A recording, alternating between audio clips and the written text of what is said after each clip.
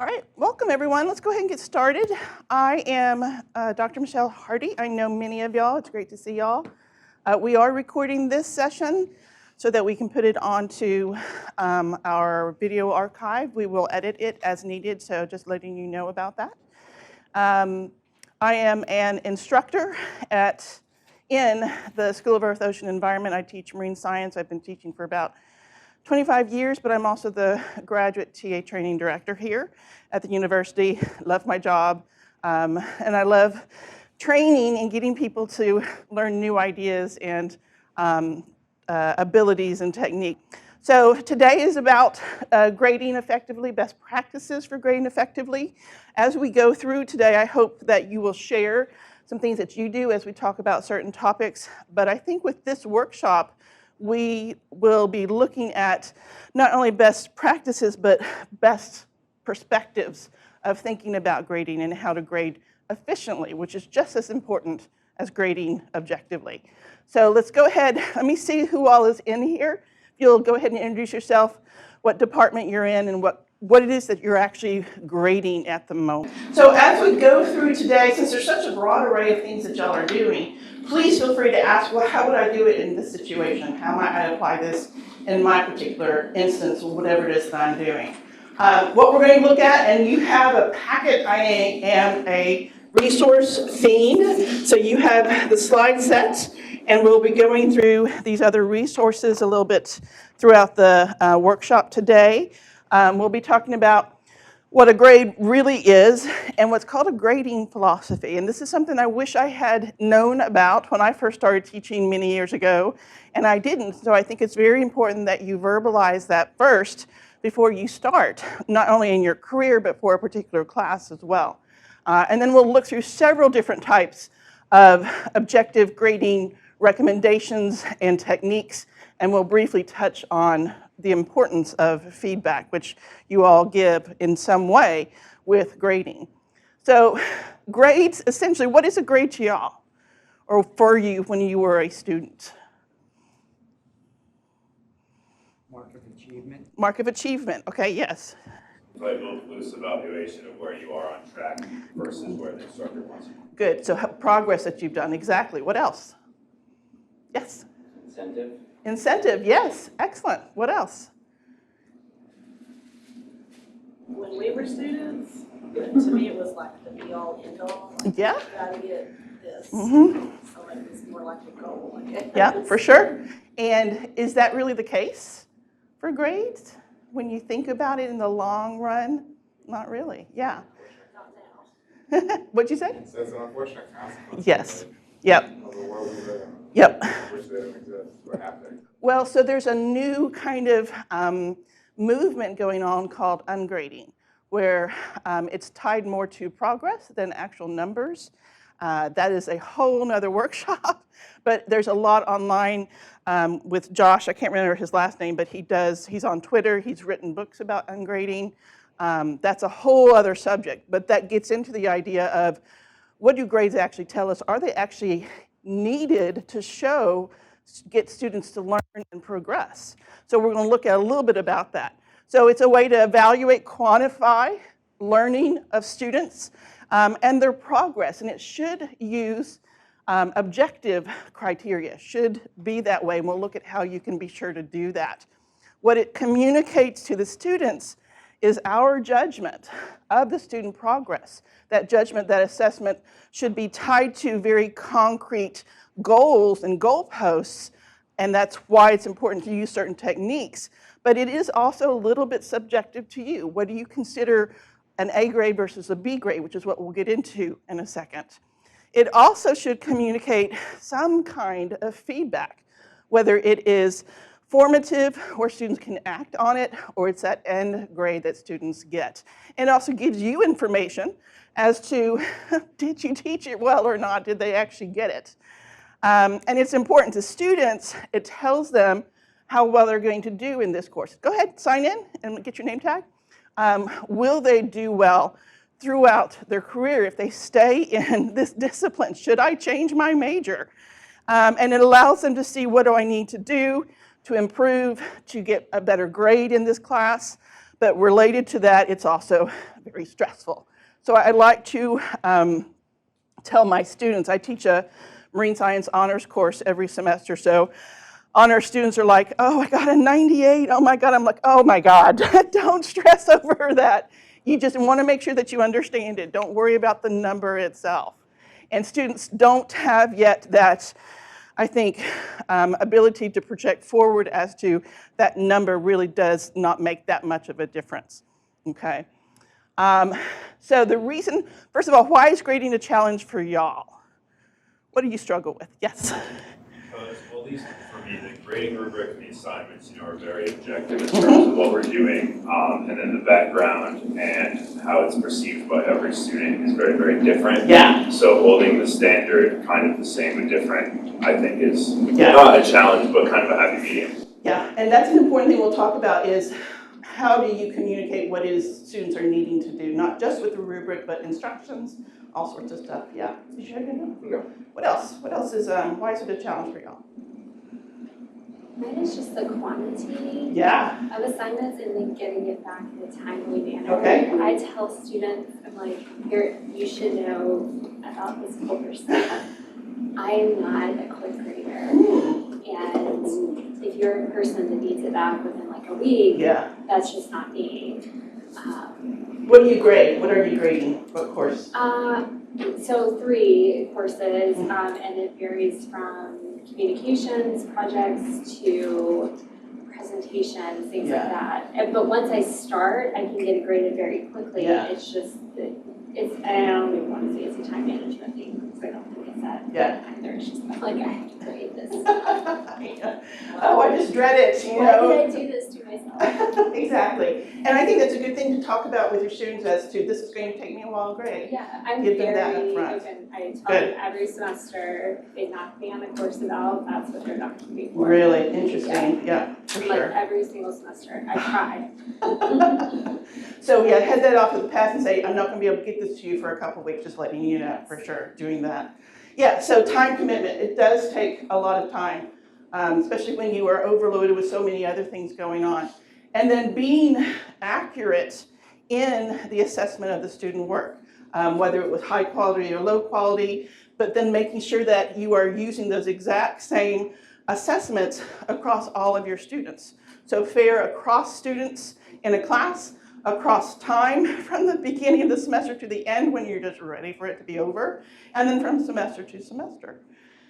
And with that consistency, at the same time, you're consistent across each semester, and those objectives and those standards don't change. And if they do, you want to think about what is it that I need to perhaps change with the assignment that makes it better, more clear for what I want the student to get at. And we'll kind of do something with that in just a second. So the way that we ensure accuracy and objectivity and consistency is you develop your grading philosophy in advance. And I think with grading philosophies, it can be personal to you, personal to your department, your discipline, but it's still something that needs to be verbalized. So a grading philosophy is basically what meaning should these grades carry.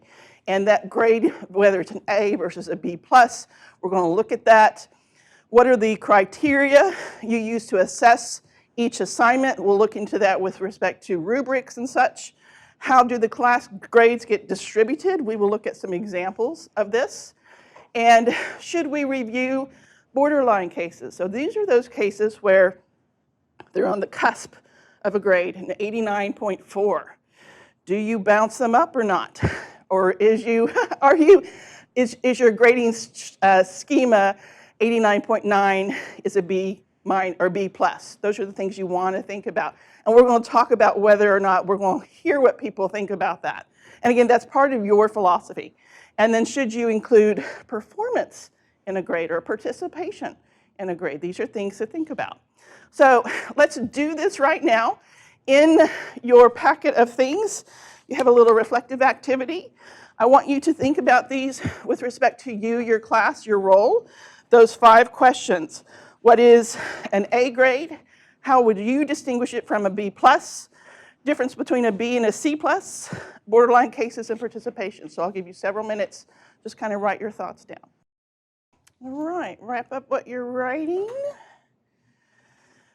We have such a broad array of people here, so this is great. Let's look at the first question. What does an A grade mean to you? Anyone? Okay. I put maximum effort, Okay. that it's thorough, reflective, that they may take informed risks, Okay. follows formatting guidelines, including appropriate grammar and spelling, Okay. and then is thoughtful and creative. Okay, cool. Creative. Sorry if I took all the. Oh, no worries at all. You took all the letters and words. That's fine. All right, so someone else. Yes, go ahead. So I got conceptual grasp is demonstrated, attention to detail, Okay. and clearly defined critical thinking. Okay, critical thinking. Okay, great. What else? Yes. I put detailed often restates or mirrors the language used in the rubric very similarly. Okay. Blends class or content with outside details of high quality. Awesome. Blends class with external knowledge. Oh, I love that. All right, what else? Anyone else? Yes. Some of it just grasps the material well enough to apply it to new circumstances. Application to, oops, hello. Application to new situations. Excellent. Any other ones that you didn't see that you think are important? This might be similar to the last one, but Okay. due to the nature of my courses, I just included that they can process the knowledge, they know how to act on it consistently. Okay.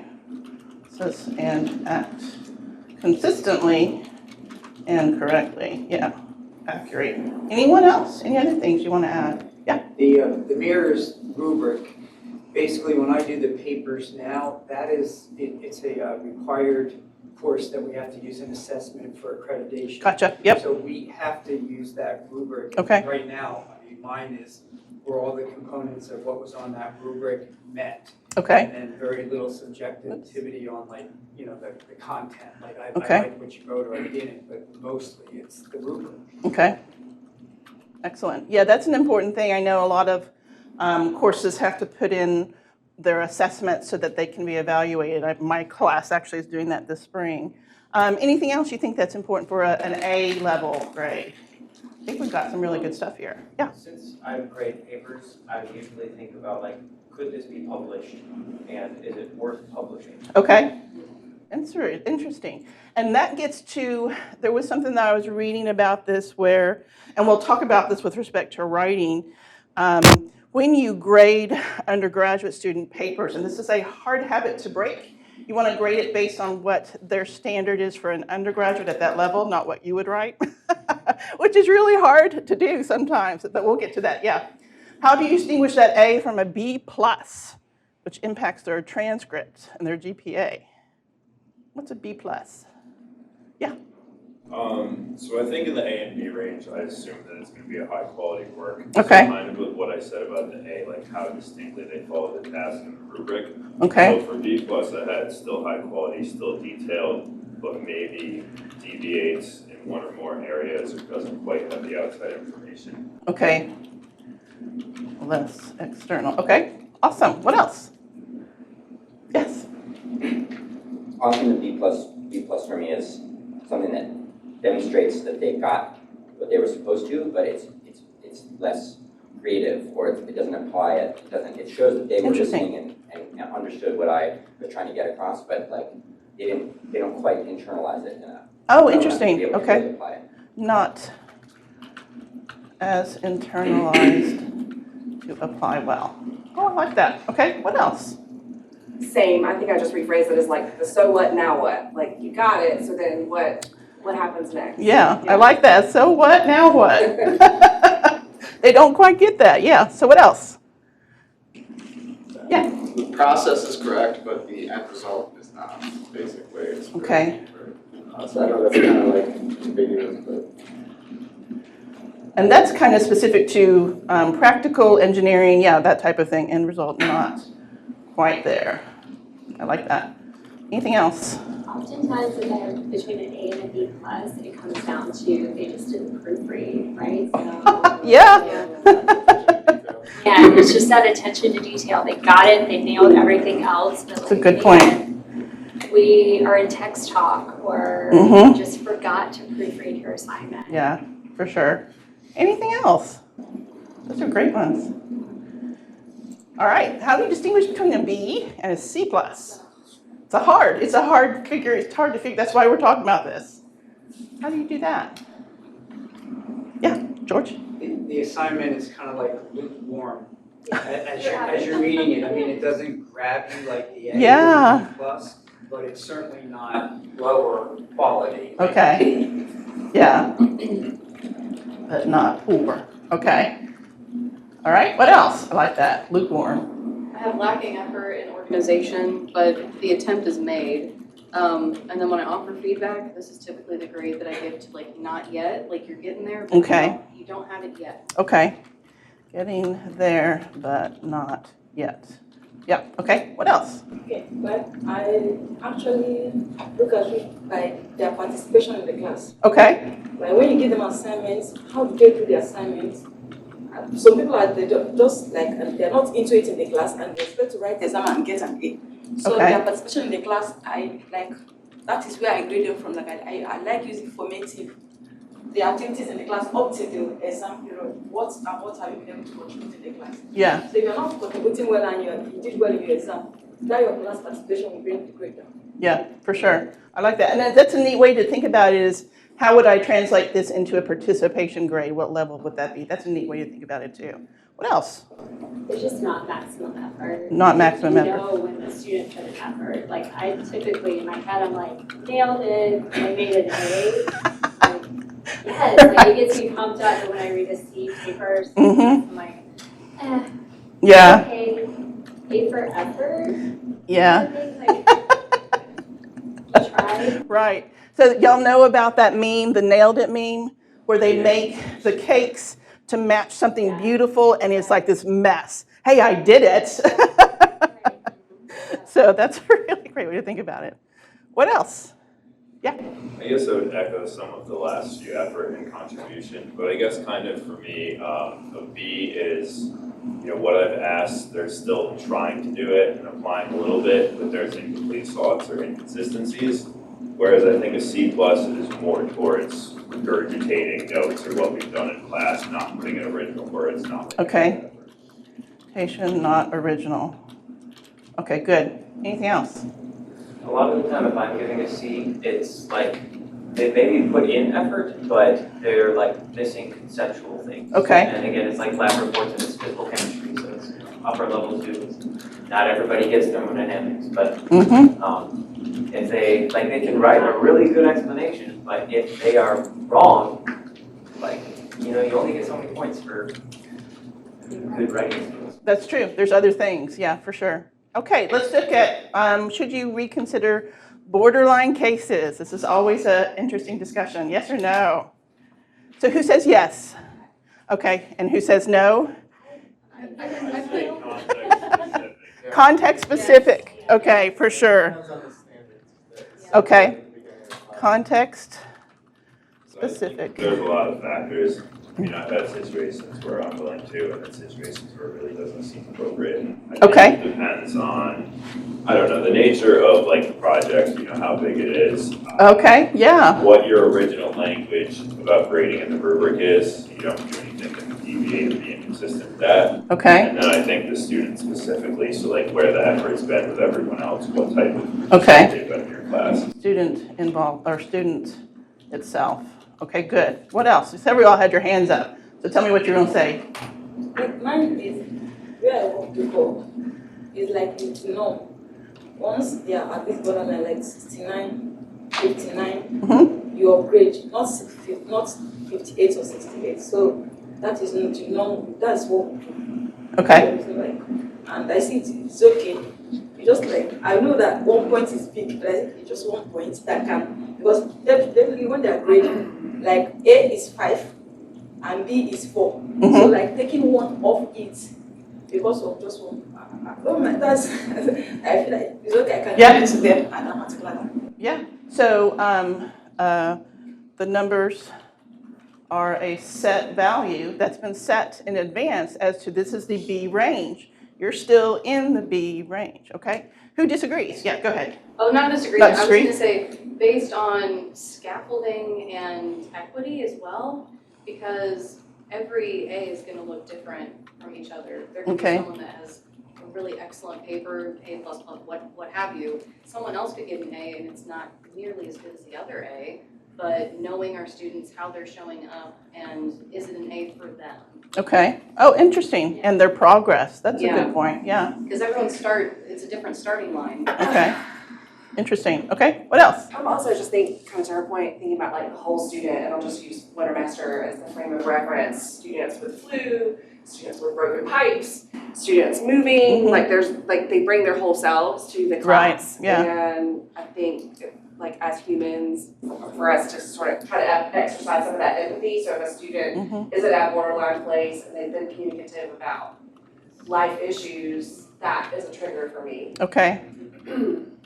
George? I'm more willing to do the borderline when it's an A to a B. But Okay. when you're looking at a D to a C or something like that, I'm figuring, well, the effort wasn't really there to begin with. I don't feel like I should bump you up there. But I do know that people that work on their A's Yeah. and don't want B's, I mean, Mhm. they're giving me, I feel they're giving me their best and just missed it by something. Yeah, for sure. Good. Anything else about this? I Yeah. often have my students say they don't like their grade, and that, can I do extra credit? Yeah. And always, That's a I put whole it in the nother subject. syllabus, I say it up front, no extra. Yep. And that's something that's also personal to you. Do you offer extra credit? If you do, why? Does it make a difference in the student who does extra credit, gets 3 percentage points added, would change their grade versus someone who still really tried hard and still got the grade they got and didn't do the extra credit? So there's all these philosophical debates in it. Yeah, for sure. And there was someone else? Did you have your hand up? Yeah. Yeah, very similar to the last 2 months that were said. But yeah, in terms of extra credit, I kind of do it based on the course. Okay. I recently taught a research methods course, so I incentivize them to participate in the research opportunities for the experience as well. So I'll put a set number in the syllabus before, and it'll come out throughout the semester. Interesting. Yep. So I'm always sympathetic to the people that go and do it, not so much the last week of the semester when they're like, can I do extra credit now? Right. And I'm like, well, you've earned this to this point, and you've That's a great participated point. before, so. Yeah. That's when they ask me at the end of the semester, can I? Yeah, Yeah. that's why I try and schedule it in the semester. I mean, there'll be different studies that Yeah. come up, but I'm like, it's here now if you want it. Yep. Don't ask me about it later. Yeah. It's not going to be at the end of the semester. That's a really great idea. I Yes. do the same, so I tell students at the beginning, the maximum extra credit will be 5 points. Mhm. It will be over a number of different opportunities to Yep. take advantage, because you never know. I rarely, your borderline, Mm-hmm. I mean, it is what it is. Yeah, it is. So let me give you guys, let me be a little bit of a devil's Like, advocate. I'm telling you, I have changed grades before. Yeah. If their final grade Right. Right. is borderline. Yeah. And it's like 89.9. Right. I will go back and make sure that I grade it fairly, Yes. objectively, and reevaluate those assignments Yep. again. And that's what I was about to say is think about if a student is literally at an 89.6, 7, 8.9, when you go back and look at all the assignments that they did, if there was an error in your grading that made them that little bit lower, that's on you to go back and look, and maybe that slight bump up at the final grade helps to cover any subjective grading that you didn't catch during the semester. And I agree with you, I don't bump up grades within an assignment. I look at the final, the very final grade, okay? Any other thoughts about that? Just going into the next one, I use participation. Okay, Order. okay, good. Put that in the syllabus, like participation, you can lose or gain a few points, like based on your participation. Okay. Mostly gaining unless you're like being a jerk. You know, but it's an opportunity for somebody who doesn't quite make the cut in terms of the assignments, but like if they participated well, sure. Yeah, and they show growth, especially within the course itself. They get better and better at it, yeah, and participating for sure. What else do y'all do for participation? Participation towards the final grade, not given the assignments themselves. Okay, towards final. I want to see that you participate, and participation looks different for every student, Yes. right? So I'm not gonna be able to, for me, I can't put participation in like the first couple of weeks because students just kind of sit there until you get to know Absolutely. them. And that's not, so towards it's final grade. All right, what How do you else? deal with the challenge though, because every semester, and I teach graduate courses, so I have higher expectations, and also teach a professional level, but they just sit there the entire semester and never open their mouths, never. And as much as you try, and then when you do group projects, they still don't say anything.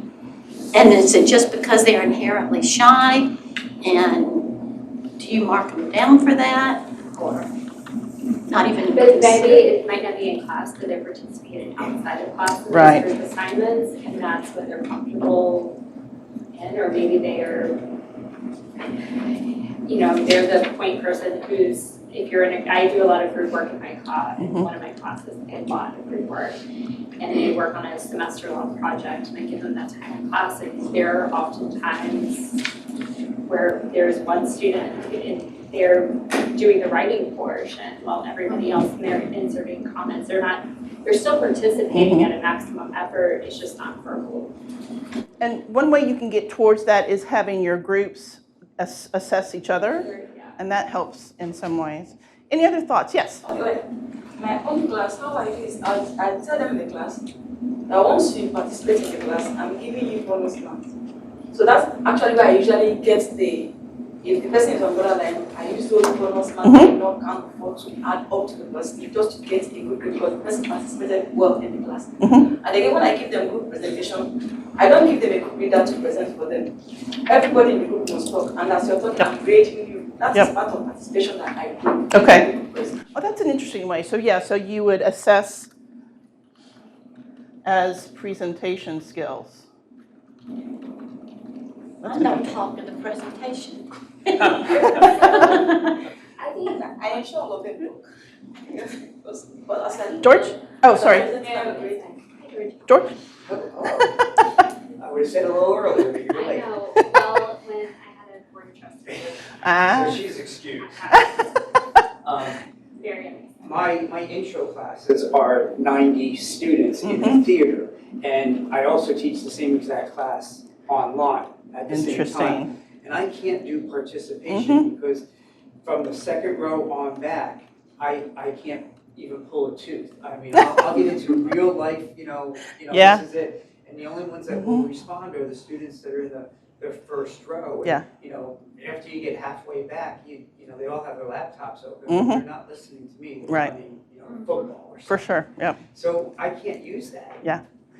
So I think it's really important, like y'all said, it's very, like with borderline cases, it's also very context specific. And you have to really think about what is the value of it, the use of it in the course to show learning progress. Blessing. Sorry, I want to what he said about having a large class.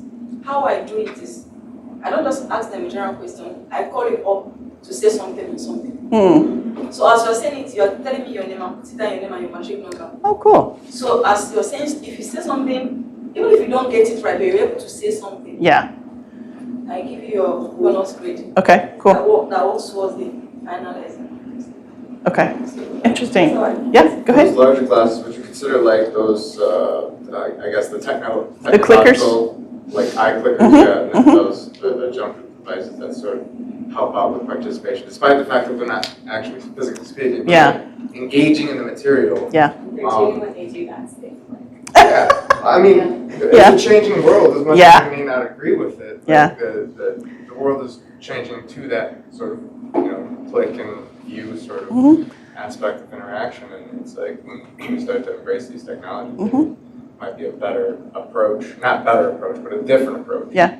How do you redefine engagement, essentially? Yep, for sure.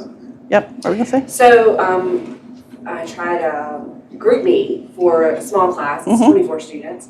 That worked well for a couple of reasons. One is because I'm not Walmart, students were able to help each other with where to go to put this and this, because we're using a tool outside of Blackboard, so that was helpful. But then I could also see participation kind of offline. So then this semester we're going to try Slack as a kind of in-between class, so there's a chance for us to ask students questions to participate in a way if they don't feel comfortable in class. For sure. They missed class.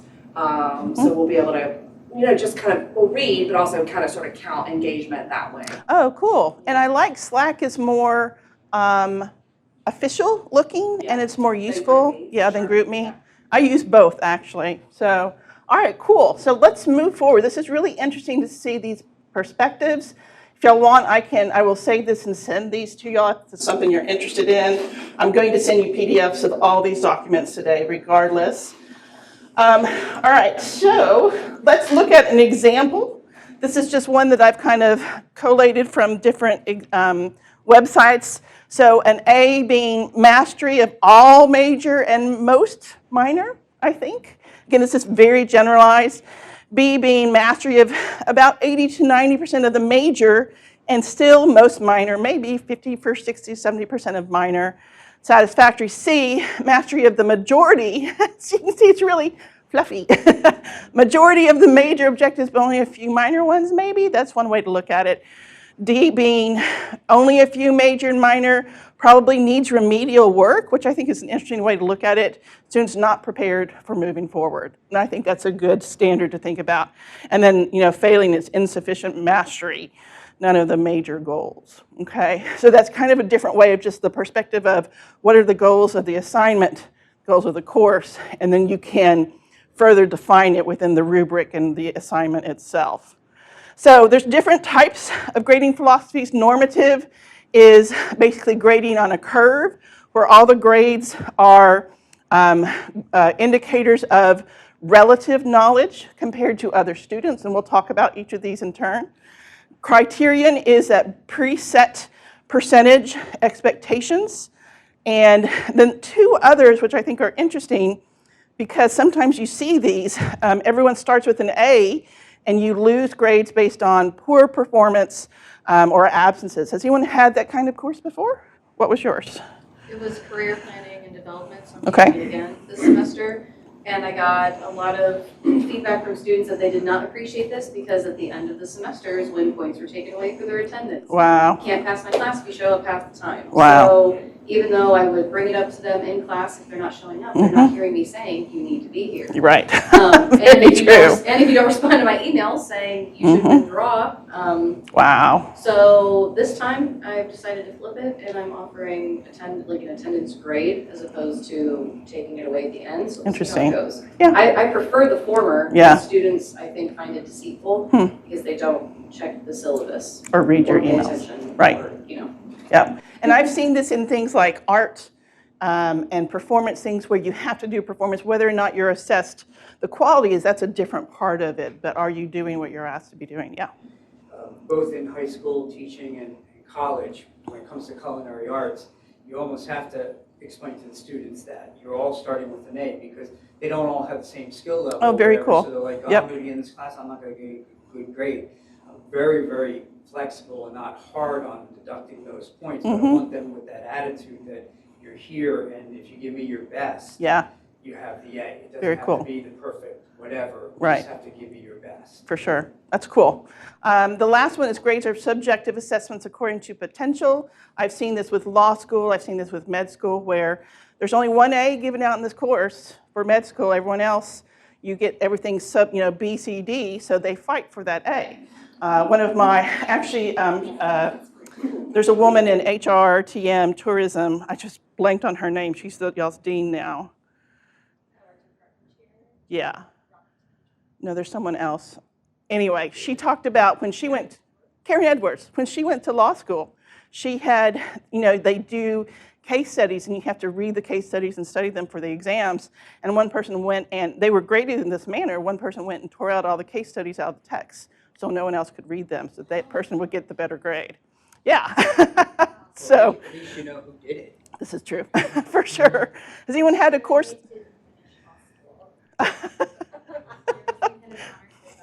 I would hope so, for sure. Jeez. Law school, though, it's a good move. Library, fine. Yeah. Anyone have a course like that? Have a course that way? I hope not. So normative grading, grading on a curve, you do see this in some courses still, in some higher level courses, in some professors who would prefer to do it this way because that's how they were done. Basically, you assume that the students you have, say a student class of 100, will fall in your typical bell curve that's based on general statistic assumptions. What do y'all think about that? It's a bad assumption. I like it as a researcher, I wouldn't use it in my course. That's right, yeah, and why is that? I mean, we've become much more aware of it now. Random subset of the population. Yes, exactly. Every single student in my class is from that 2.1% at the top of the curve. Yeah, yeah. So how can you then apply that to them because they're all scoring high in that particular course? Yeah. So there's so many different things that they're bringing with them that will affect whether they are what is normal anymore, you know? So what were you gonna say? I just feel like if you go into it with this mindset, you just start with bias. Yeah, absolutely. Great point. No doubt. Yep, for sure. So yeah, grades are preset percentages of the student population, and this ranks students' performance relative to others. So the problem being, which we just talked about, it's based on relative standing of students relative to each other, not the absolute standards that they should be achieving for that course, for that assignment. As we just asked, is it reasonable? Would it ever be justifiable, do you think? In what way? Well, it depends on how the course is evaluated, what kind of course it is, how it's evaluated, Okay. what the spread looks like, what the standards are. Okay. If it's a large course, if it's not. Right. Like, it requires somehow, I don't know if these courses exist, but it somehow requires a ranking. And the spreads are so narrow that you have to do something Yeah. in order to rank those students. Oh, yeah, I hadn't thought about that. Then yeah, absolutely. And maybe you might be getting pressure from an accrediting body or something along those lines. Interesting. Which require you to rank those students. So if that were the case, then I could say that there's a justifiable reason for me ranking students. Yeah, I can see it being in like a 1,000-student course. I know there's higher level numbers of courses in some universities that have that massive online, the MOOCs courses. Yeah. I would kind of like that if it was like a medical school students where they're competing for their interns or whatever. Interesting. I mean, you really do Yeah. want the A and Bs. I don't want the D doctor working on it. Yeah, for sure. And everybody gets Yeah. the same degree, Yeah. you know, but I mean, that's the thing. I mean, Yeah. you're actually trying for something. Yeah, so if you are ensuring that these people are the ones that are actually qualified to do it, and these are not, that helps to distribute it. But it also depends on, did they actually get, so depending on, are they all really good students, like you were saying, they actually normally would fall in the A's and B's. If you apply this, you're shifting some of them over here. So that's something to think about. And you had your hand up, yeah. Right, one function of a grade that nobody mentioned at the beginning is like it's an accrediting, it's a sorting mechanism. Yes. Right? Like people are, employers and what other they're interested in rankings. And if that is the function of the grade, like maybe in medical school, for instance, that's one context where that is the sort of most important function of the grade or something like that. So in context where that is the predominant function, then it would make sense to say, but it really only works if it's well understood and it's, that this is the function of the grade. Yeah. And people, everybody involved is kind of seen it that way. Which that's not always the case. Yeah. And what were you going to say? I will say as well that it doesn't have to necessarily, those boundary conditions that you see there, A minus or A through F or whatever, they don't have to be set, like it could be like A through C plus. That's a good point. Yeah. So you actually shift the boundaries with a couple of the outliers, taking those out, for sure. Yeah, Interesting. That because of that distribution's a necessity, X, this person X doesn't pass the class now. Like, despite the fact that they may have, general concepts grasp. Yeah, that's true, yeah. Like, based on the question, I have a scenario that I want to present and maybe you will react to it. A scenario whereby after grading your students and the professors in the department or whichever you need to work with said that it's not giving this kind of peership. You understand? That means we have more, like, maybe there must be some student that must fail that course. Do you understand? And the number of A's you have there is too much. So and they expect you to downgrade some of this, and you are sure of your grading that is what they got to give them. So how will you how will you react to this kind of situation? That's a great question, especially for TAs. You're being told by the professors, there's too many A's, you need to shift. How would y'all deal with that? Who will be affected by that? Maybe the quality of the student has improved, just Yeah. throwing that out there. Yeah. I don't know. Maybe the quality of the instructor itself has improved. Improved, yeah. Yeah, what else? You know, if you were to bell curve any of your prior classes just to see where they fall, it would never be that perfect. I mean, it could be very lumpy in the front or whatever, and that's just not fair to any student to say, this is what it's gonna look like. Yeah, it's a equity issue, it's a fairness issue, for sure. Yeah. This isn't exactly directed to this, but I'm coming from institutions where I've always had A minuses. Yes. And so I've kind of had like a implicit the bell curve in my mind is like, this is something like what, except it would be centered more on like a B plus or a B rather than being centered on a C plus. But it would, and I would get, okay, so I would have a few A's who were like really the best students, and then like more A minuses, and then like, make similar number of B pluses, B's, and then it would start to go down below that, and I felt comfortable with that. Yeah. And now that A minuses are gone, I'm like, I don't know what to do, because I'm finding myself giving all these people A's, whoever would have gotten an A minus basically, but they're separating into two categories of people who are like really the best students, and some people who I don't want to push into the B range because they did a good job, but like they're different from the ones who I would have previously given like actual A's. I agree, I so agree with that. Why do we do that? I don't know, that's a really good question. I have wondered myself. Does anyone know why we don't have minus grades?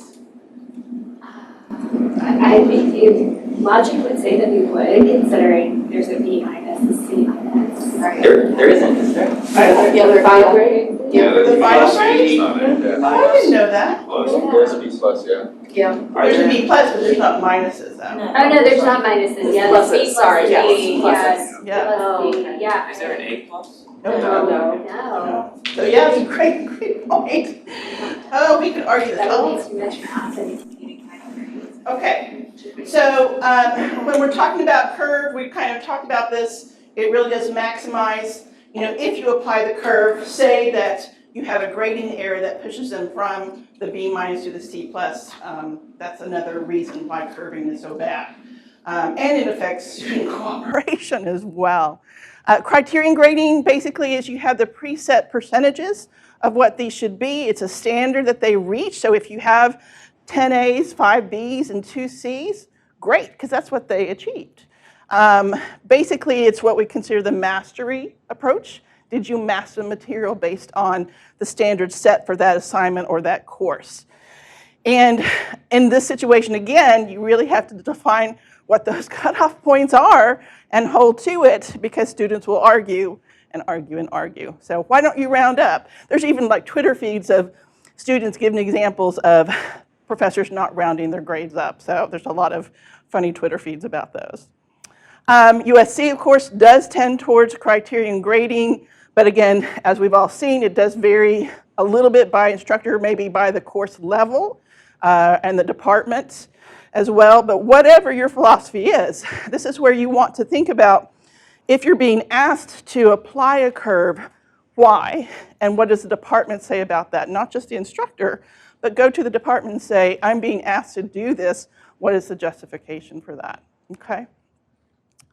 So let's talk about some objective grading strategies. The idea is that you want to make a constant effort to be fair and objective when you're applying those grading standards. So you're producing the same results across the same student across the semester, across all your students in your course across the semester, across all of the assignments during that semester. So when is this going to be difficult? For you? Yeah. In the course that I grade, I'm not the only evaluator. Yes. So there's other TAs that grade other reports by the same rubric. Yep. We try our best to keep those grades consistent across TAs, but it never is. No, it is not. And yes? I find that especially culmination projects, so final papers, final projects, like when we talked about the differences there's a lot of papers that I would put within the A range, but when it's talking about course-long perceptions, and they're very, very different, especially the final semester, what students are interpreting and writing. So I think it's difficult to balance that because the quality can definitely be there, but it can be so different in nature. And usually with a project that big, I give them options of what type of outside sources, and so they can look very, very different, but both be of a high quality. Yep. So for an example, like kind of what you're just describing, whenever I have my students in my marine science course do a infographic type of project on a controversial issue in marine science, there's so many of them, and the quality of that varies, I really have to hold to my standards in the rubric of how I grade because some of them are, publishable infographics and magazine pages, and some of them are just not there, but they still achieved those. So it is hard to do that for sure. Any other thoughts on that? I was gonna say anything that has creative expression. Yes, exactly. Or just is central to who they are, anything reflective. Yeah. I had another example of the students, I had them do a assignment where they were describing El Nino, which is a really complex ocean atmospheric phenomenon, and they could do it however they wanted. So some did these very simplified, like grade school posters, and then this other student, she was, of course, visual arts, she did a comic book. I'm like, oh my God, it's so awesome. I was like, you need to keep this forever because it's beautiful. So yes, it's hard sometimes to assess creativity because it's such a personalized thing. So, all right, so from the beginning, you want to make sure you discuss the assignment in detail. Don't just give them a handout. Go through it, talk about it. So what are your questions? Not any questions. What are your questions about this? What are your questions about this? And really make sure and define what that assignment is. Other things such as what is the structure you expect? What is the formatting? It's really hard to read papers that are 10-point font, 0.2 margins. So even things like setting standards for margins, there's a reason for that. It's easier for you to grade because of that consistency. You expect to have in lab reports methods, conclusions, results, all of that. And it has to be followed for reasons for that. Okay, so those are things that are important to incorporate. Give exemplars, examples of previously graded work. I am a huge fan of this because it shows what I consider quality. So I give them an A example, I give them a B for lab reports, I give them a C example. And another thing that you can do that we talked about in TA orientation last week was have them assess it. Say, here are two different examples. Using the rubric, how would you assess this example versus this example? So the students get to see how they would apply the rubric to an A level versus a C level. So it really helps them to see your thinking process. And then when they actually do the assignment, it makes them much better at applying the rubric and doing what you want them to do. So that's a great experience. That's a great assignment to do. Explain the expectations and the criteria used in evaluating. Give them the rubrics. Some people say not to, because why? Why do some instructors not give rubrics? You don't give your students rubrics? Sometimes. It depends on the assignment. Okay, so it depends on the assignment?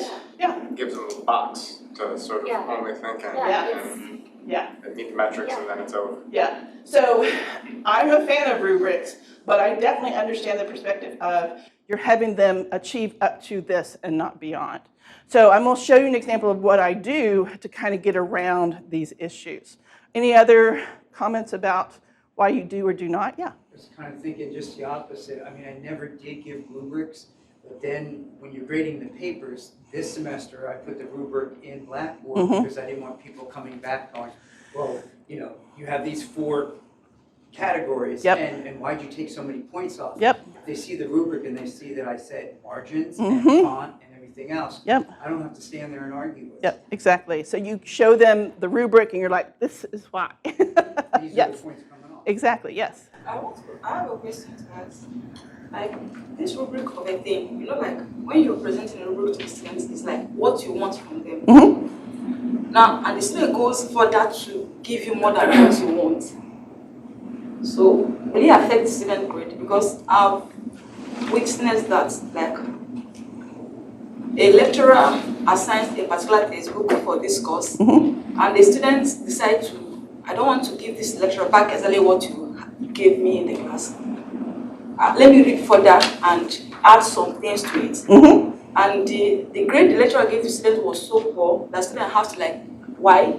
Yeah. He said, but all these things you're listening is not in the material I gave you. I said, yeah, I know it's not there, but at least it's still in line with the particular course. Wow. So sometimes this rubric of a thing, it's good to give them, but I have to be very careful how you give them so that they can be able to be creative enough to add whatever they have to add to it and be able to extend their exploration of that particular course. Yeah, for sure. I think that would be a situation where you would want to ask the professor to be more specific in, this is all I want, don't go further than this, just this specific thing, which is unfortunate. That would be the whole, be specific in your instructions, what you do and don't want to do. Wow, my goodness gracious. So let me give you some examples of, well, for rubric development, when you do use a rubric, how you consider if it's fair or not, really think about, and I'll show you some examples, the criteria, is it asking too much of your students at this level in this course, at this time in this course? They're going to get much better writing lab reports through the semester, so you want to think about how fair is it at the beginning versus later in the semester? Does it appropriately weight the understanding that students show? So this is for grades in general. Are you weighting your exams 80% of the grade when the majority of what they do in class are the assignments that show when they're actually doing the learning itself? So that's an idea to think about is the assignment, what parts are more important to you than others, are you weighting them in that way? And does it actually reflect the assignment learning outcomes that you're wanting them to get? Or is it just doing busy work, you're not actually assessing the important stuff? So I've given you, and like I said, I will send you all PDFs of this. In your packets, you have a packet of rubrics, example rubrics. And I printed all these out so you can see everything has a rubric if you search for it. So this handout talks about differences between analytic, holistic, numeric types of rubrics, and it goes through them. But what I wanted to show you is if you go to page 5, it gives you an example of a holistic physics rubric. You would think that maybe that should be more analytical, but not necessarily. It depends on the assignment and what the learning outcomes are for that assignment. Sociology, same thing. 5-point scale versus 3-point scale on page 6. Holistic rubrics on page 7. Again, sociology. So you can see that there are different ways to set up rubrics based on the goals of that assignment and the goals of your course itself. Now, the other thing I wanted you guys to flip through is on page 10. This is an assignment that I would give in my classes for marine science for that controversial position argument paper, where I don't have the details in the rubric. I just have some generalized 5 points for the explanation, 5 for the thesis. So there still is constriction of how many points you get, what I value more than others, but there's also flexibility for the creativeness and the really deep critical thinking that you're looking for.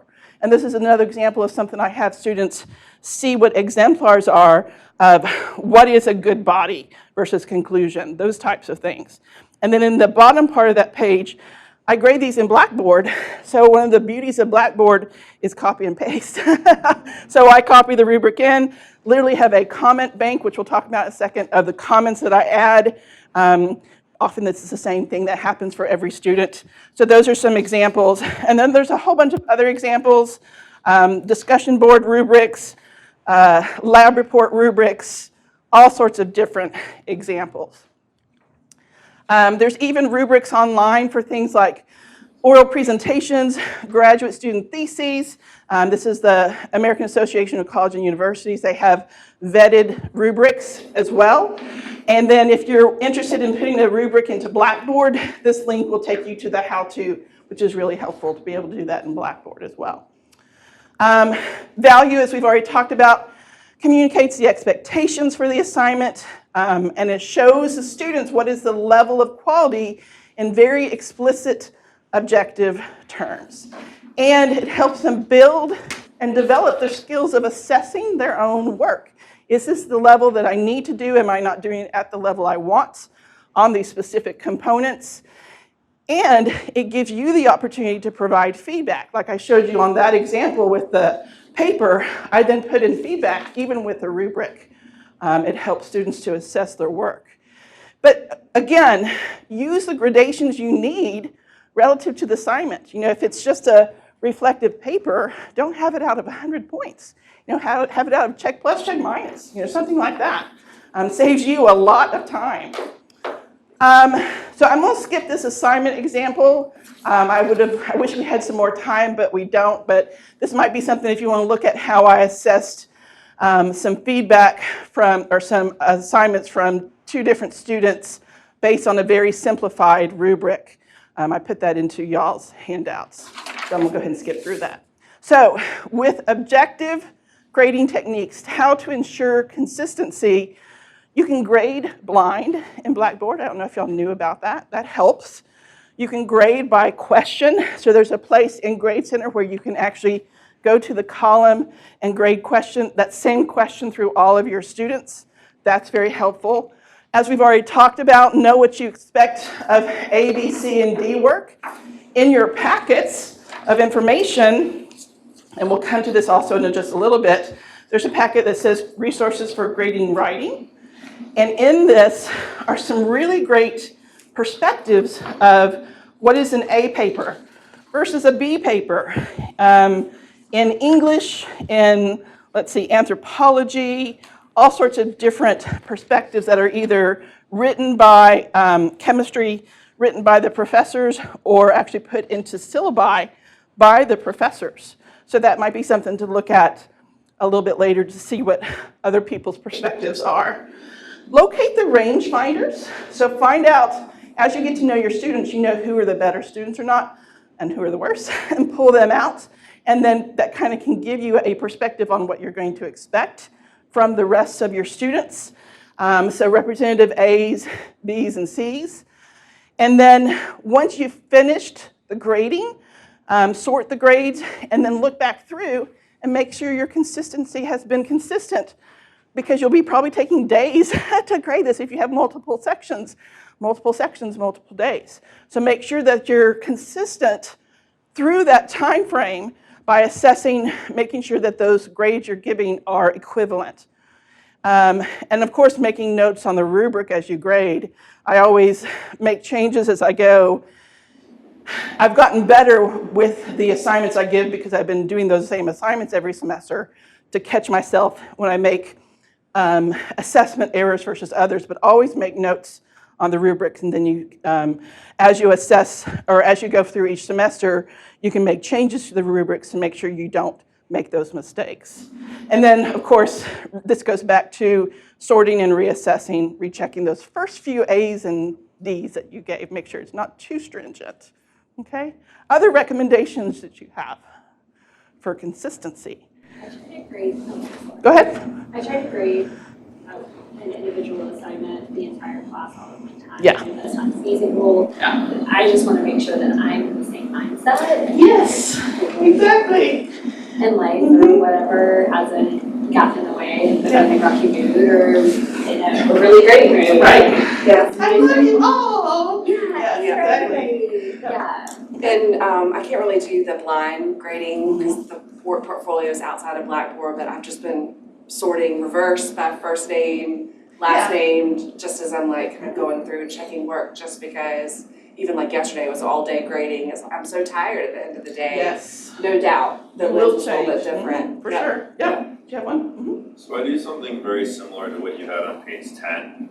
So I use a rubric for every assignment, but there's a lot of flexibility, and I don't have like an A looks like this and D looks like. What I do is I have bullet points for tasks, for what I'm asking them to do at the top, and like in your own words, do this, do that. And then if it's like a 50-point assignment, I'll say, you know, answer the first question out of 20 points, second points out of 20, and then 10 points for format, citations, references, whatever. Yeah, for sure. And then I kind of just go through and I attach values separately, and then I just tabulate at the end, and I paste that in for each student, and then do my comments.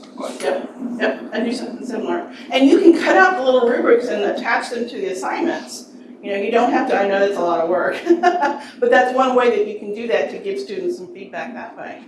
Okay. Being efficient and fair, what we call divide and conquer. Create a routine where I'm going to grade all of this problem today, all the next problem tomorrow. Related to that, set time blocks where you know that you have this amount of time. It really helps you focus your attention on it because you know you only have that time. Helps you be much more efficient. And using a timer. So once you have a timer, you know you need to stop, do something else, you know, relative to you, what your time frame is of staying consistent, your attention span. One and done, just correct it once in an assignment. If they keep making the same error, just what I often do is I put a star next to it. I keep seeing that error happening. I then say, if you have a star on your lab report, let's talk about this error that a lot of people made. I'm not going to correct it every time because once I've shown you where the error is, it's up to you then to make those changes and corrections yourself. Like I said, noting common problems and addressing to the class. So that way you don't have to make the comment on every paper that has that error. You talk about it in class, which is much more of a formative learning experience anyway, so that they don't make that mistake again. Don't waste time on careless work. They're not going to put the effort in. You don't. Just say, I'm not grading this. You need to come see me and let's talk, which they're probably freaking out about. But if they care about their grade, they will come and talk to you about it. Simplify the grading scales. I already said, if possible, using the rubric.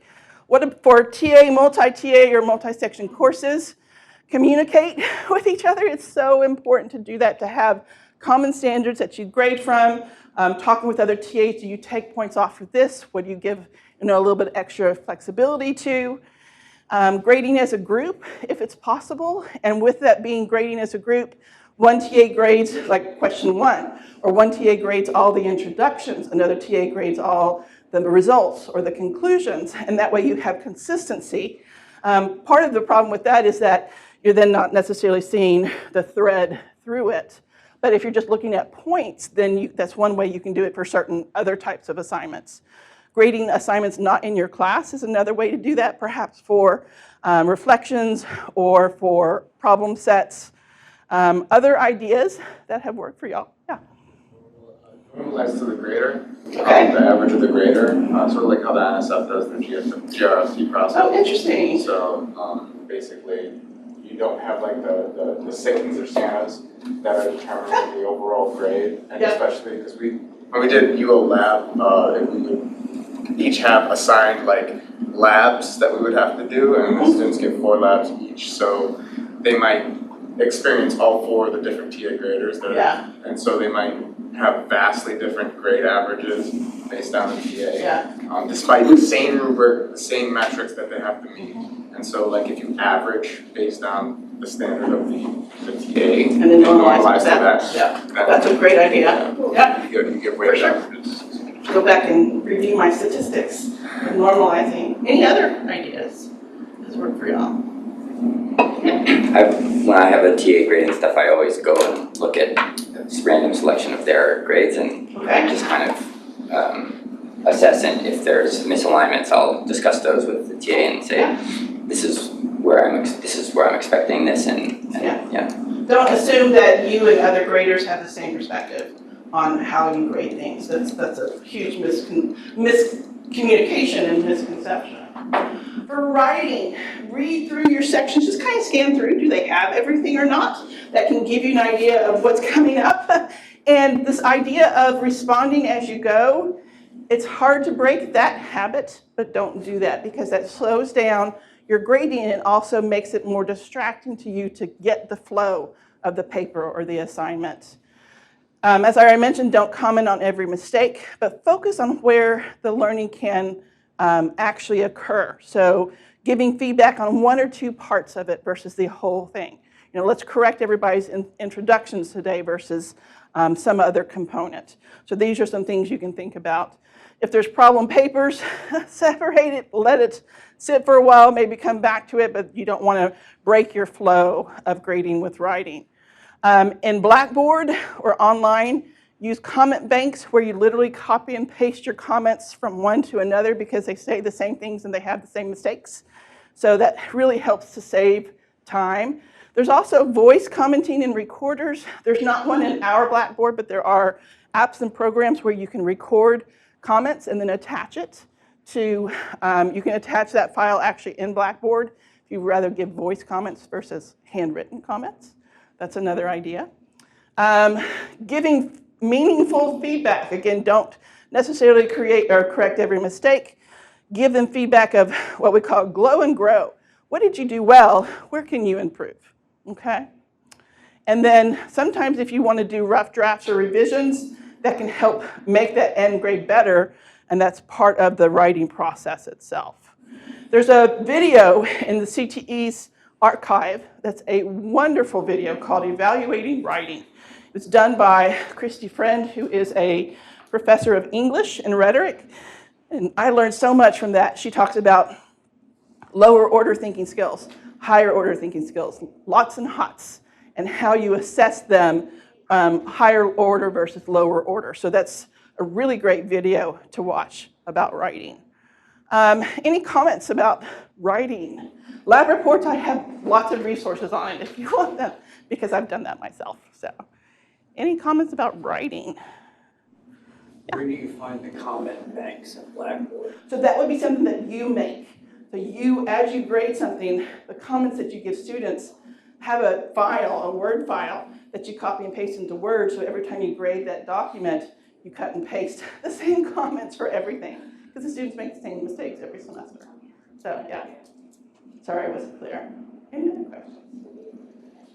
Okay. With feedback, again, grading should also give some type of feedback that gives them an idea of how to improve over time, because that's how they learn, by getting feedback, not just, and they don't maybe agree with that, but by giving them feedback, it is more productive in their learning than just the number of the grade itself. So strengths and improvements over past work, how to improve in the future, because your feedback that you give to them shows them you're interested in their learning, you're involved in helping them learn, and it more likely gives them a reason to reflect on their performance in the future. So it's a win-win situation. So I know we kind of went through a lot of these pretty quickly, but we talked a lot about them as we went through the workshop today. Let me ask you, what other questions do you have, or things maybe that I didn't talk about in this workshop today? How about grading group projects? When you have strong people in the group and really weak, and the strong people bring the weak people up, and or vice versa. There's a lot on that in the literature, so send me an email and I can send you everything that I have. Good. Rubrics, recommendations, everything. What about, sorry. No, go ahead. What about giving people a chance to improve their grade for specific assignments? Yep, so you can build that into the syllabus. I've done that where every assignment you can add 5 points on by going through and correcting or making changes to your answers or revising, and that is in the syllabus or in the assignment itself, and that is a way for them to use the feedback you give them. Okay. That has worked really well. Resubmit. That can work for exams, questions, it can work for reflections, whatever it might be. Okay. Yep, for sure. Other comments? So the other things I gave you in your handout, that assignment, which we didn't have time to do the comparison, but there is also a article. It's an interesting article. This Teaching More by Grading Less or Differently talks about the history of higher education grading and where we are now and what maybe should change. It's just a really interesting article. So if this is something you're interested in, you know, grading as a motivator, does it actually motivate students to learn or not? Grading strategies, grading as a tool for comparing students, is a curve a fair way to grade, which we've already talked about. Any other questions or comments about this? We had a lot of, y'all were a great workshop today, had a lot of interesting comments and feedback. Please do give me feedback, use the QR code. You'll also get an email with the link as well. Give me some feedback on this workshop. I've changed it a lot over the years that things have changed. What I'm going to do is send you a link, an email with all of these documents. I'll send you a link to group work as well, a whole bunch of group work resources, and the discussion and controversy of ungrading, if that's something y'all are interested in. Okay? Thank you for coming. I appreciate it.